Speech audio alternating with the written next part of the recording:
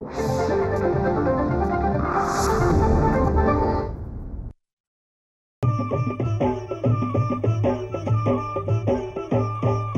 काळी आई धनधान्य देई, ही काळी आई धनधान्य देई, जोडते मनाची नाती आमची माती, आमची माणसं, आमची माती, आमची माणसं, आमची माती, आमची माणसं, आमची माती, आमची माणसं, आमची माती, आमची माणसं.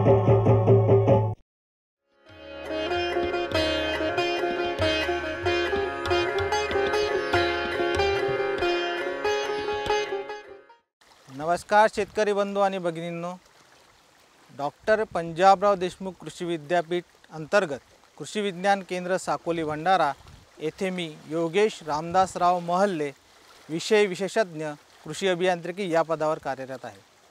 शेतकरी बंधू आणि भगिनींनो, आपल्याला माहीतच आहे की आता आज सगळीकडे रब्बी पीक लागवडीसाठी सगळ्यांची लगबग सुरू असताना आपल्याला दिसत आहे. काही भागात ती पूर्ण झालेली आहे, पण काही भागात अद्यापही ती बाकी आहे.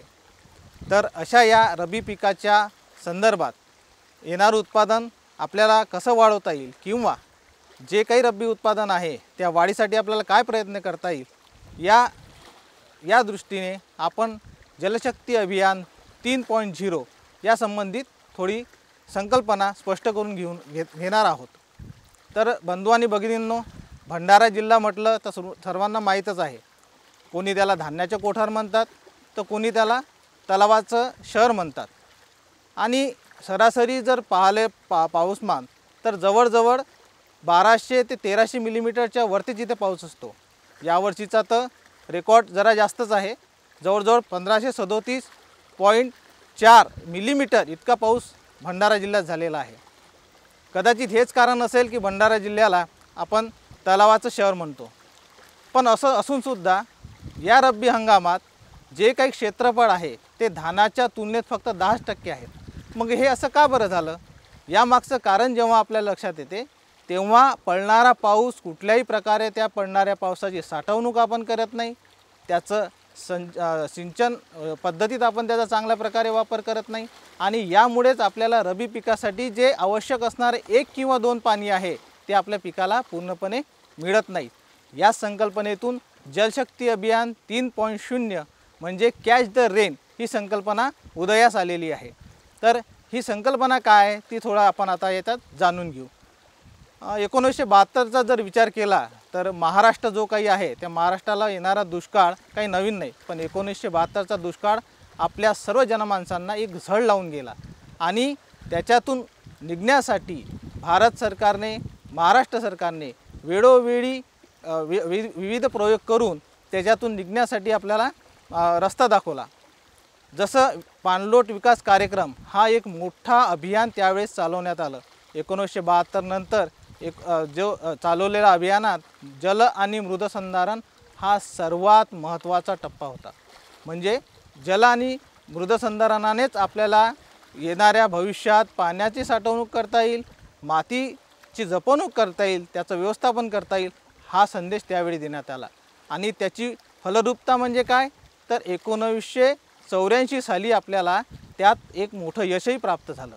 परंतु वाढती लोकसंख्या आणि त्या वाढत्या लोकसंख्येनुसार आपल्याला त्यांना पुरवणारं अन्नधान्य याची गरज वाढू लागली, आणि वाढत्या गरजेनुसार आपल्याला पाण्याचा अतोनात वापर करण्यास भाग पाडले. ती परिस्थिती तशी होती. त्याहीसाठी आपण पाण्याचा अतोनात वापर केला, आणि अतोनात वापरामुळे जमीनही खराब झाली आणि पाणीसुद्धा दूषित झाले. येत्या काही कालांतराने आपल्याला पुन्हा एकदा याच गोष्टीची चणचण भासू लागलेली आहे. आज जरी आपण म्हणतो आपल्याला भरपूर पाणी पडते आहे, भरपूर पाणी आपल्यासाठी उपलब्ध आहे, परंतु जर विचार केला तर एकूण पाण्याच्या 100% पाण्यापैकी 97% हे पाणी सगळं खारच आहे, आणि 3% पाणी फक्त गोडे पाणी आहे, जे आपल्याला विविध माध्यमातून म्हणजे तलाव असो, विहीर असो, बोरवेल असो किंवा छोटे छोट्या विंधन विहीर असो, या सगळ्यातून आपल्याला त्या प्राप्त होत असते. आता या 3% पाण्यातसुद्धा आपल्याला हे पाणी वर्षभर मिळत नाही, हे फक्त आपल्याला 4च महिने मिळते. म्हणून कुठंतरी पडणाऱ्या पाण्याचं आपल्याला संकलन करता आलं पाहिजे, साठवणूक करता आली पाहिजे. यासाठी जलशक्ती अभियानाचं संकल्पना उदयास आली. तर आता याचं उद्दिष्ट काय? उद्दिष्ट या जलशक्ती अभियानाचं हेच आहे.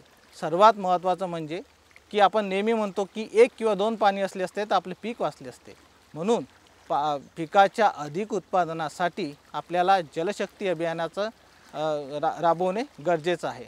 याचं दुसरं उद्दिष्ट आणि महत्त्वाचं, आज आपल्याला माहीत आहे, जेव्हा पाण्याची अडचण निर्माण होते, जेव्हा पाण्याची टंचाई निर्माण होते, तर कुठेतरी टँकरच्या भरोशावर आपल्याला पिण्याचे पाणी उपलब्ध होते.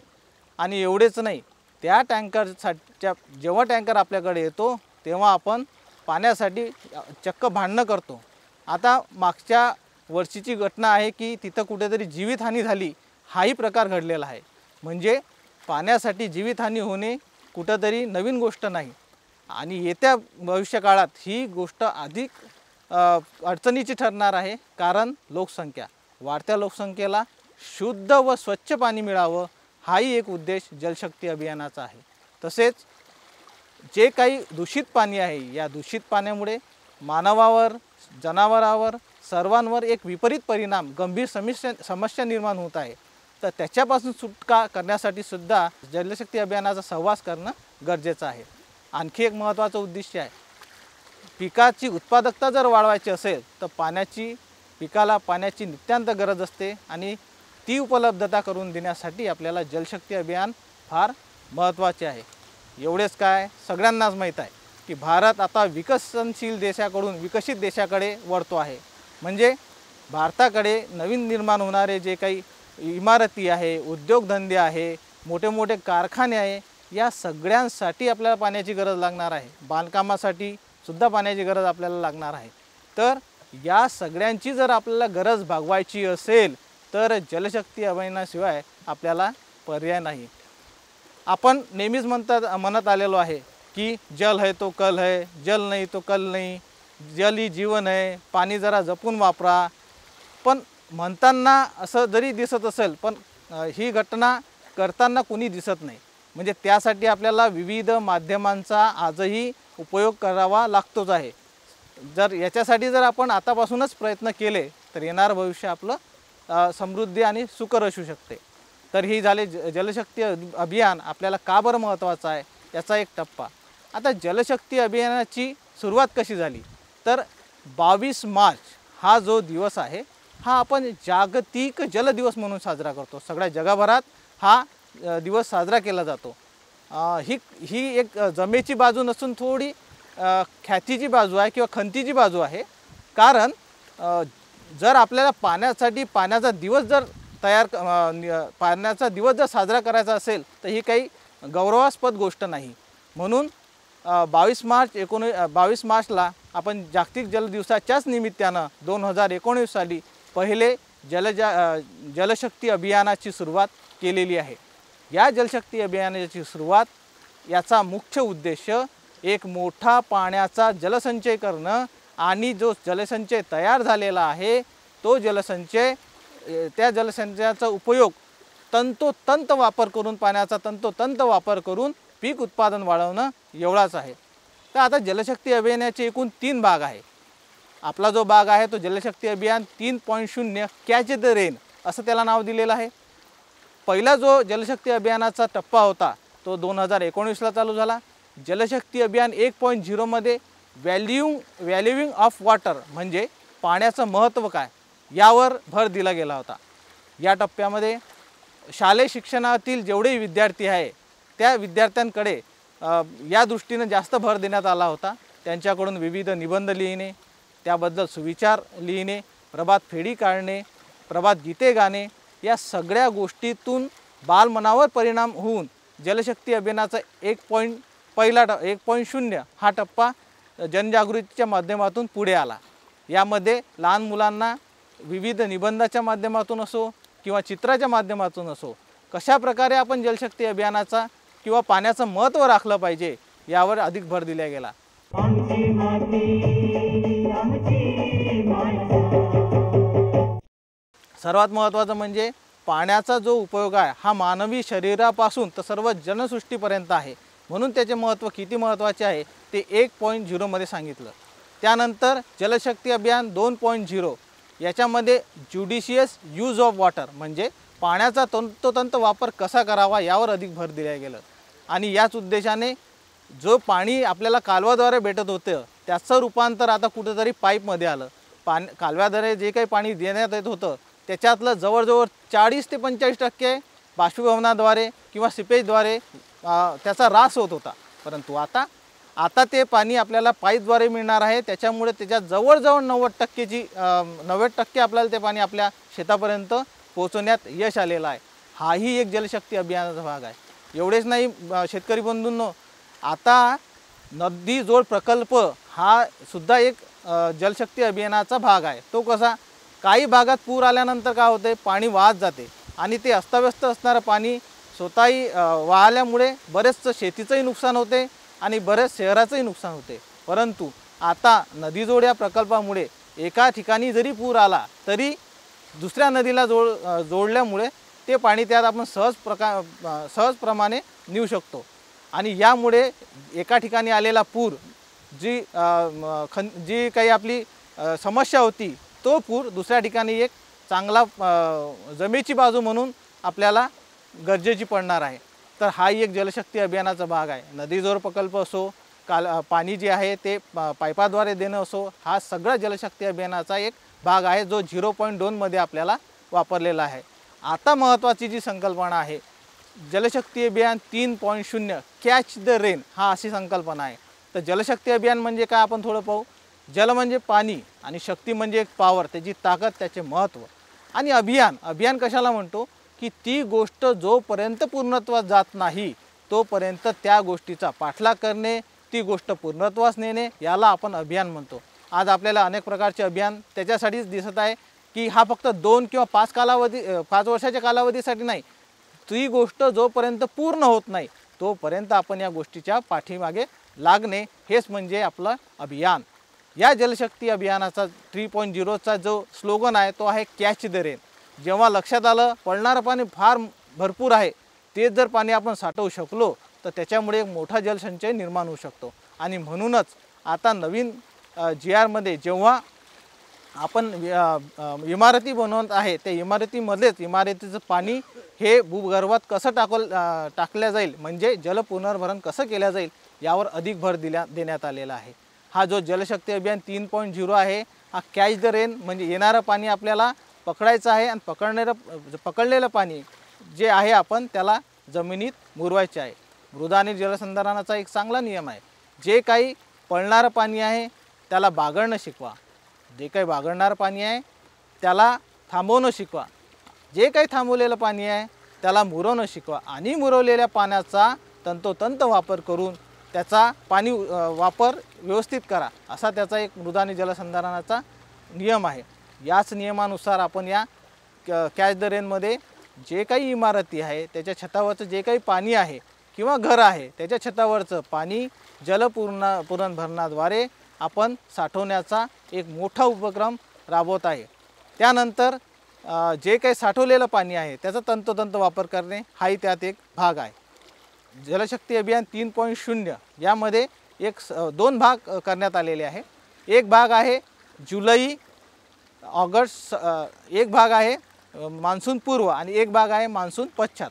मान्सून पूर्व म्हणजे मार्च, एप्रिल, मे, जून या 3 महिन्यात जी काही कामे आपल्याला करायची आहे, मग ती आपल्या घरची असो, पाणी साठवण्यासाठी जी कामं करायची ती घरची असो, शेतीतली असो, वनातली असो किंवा मग जमिनीवर असो, तो भाग आपण मार्च, एप्रिल, मे, जून या महिन्यात करतो. आणि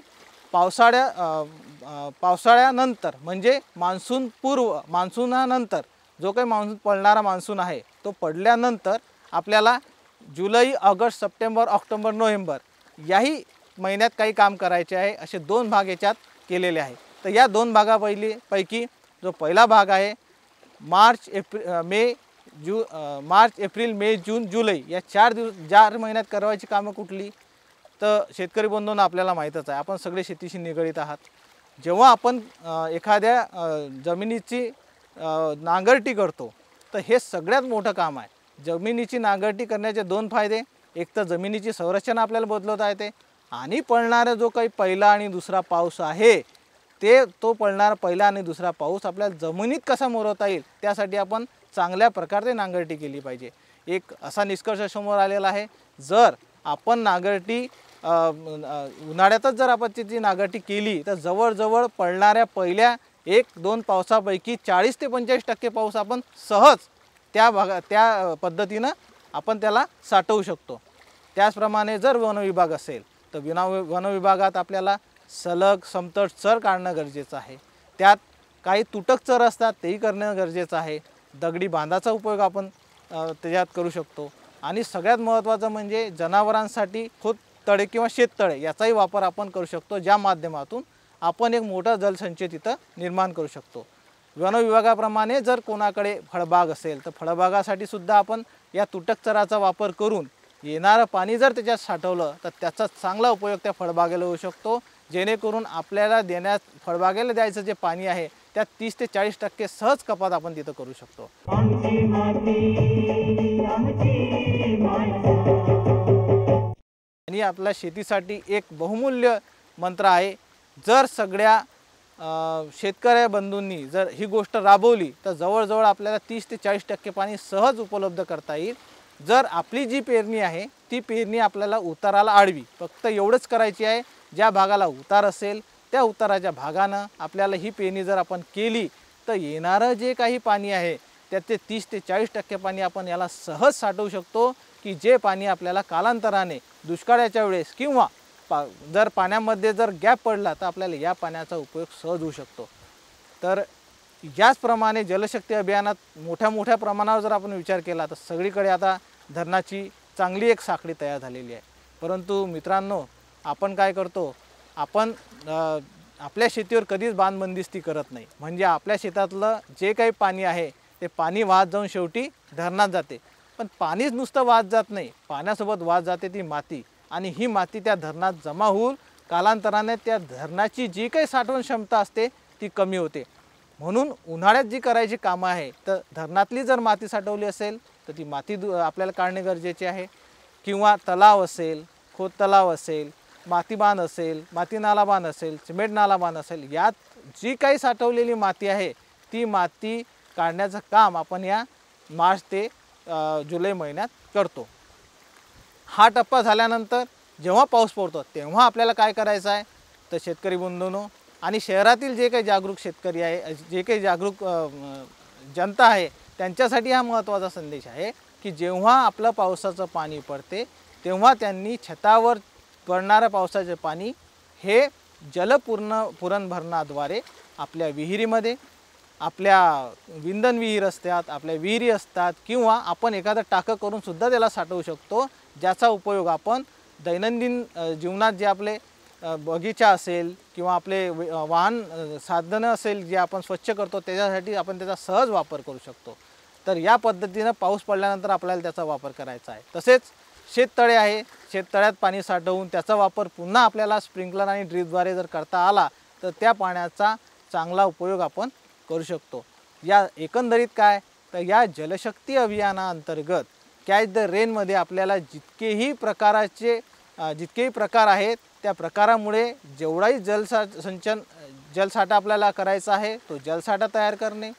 तयार झालेल्या जलसाठ्यानंतर काय तर याच्यात एक दुसरा उपाय दिलेला आहे की संरक्षणात्मक आपल्याला सिंचन हा भाग वापरणे गरजेचे ठरते. आपण पाहतो की जर शेतीचा भाग पाहिला, आपल्या भंडारा शेतीचा भाग पाहिला तर सर्वजण पट पाणी देताना आपल्याला दिसतात.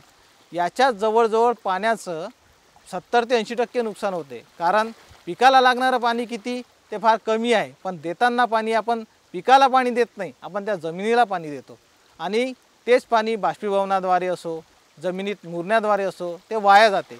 असं न करता जर आपण ड्रीप पद्धतीचा वापर केला, तुषार सिंचनाचा वापर केला तर आपल्याला याच्यापासून फार जास्त चांगले पाण्याची बचत होऊ शकते आणि येणारं उत्पादनही चांगलं होऊ शकते.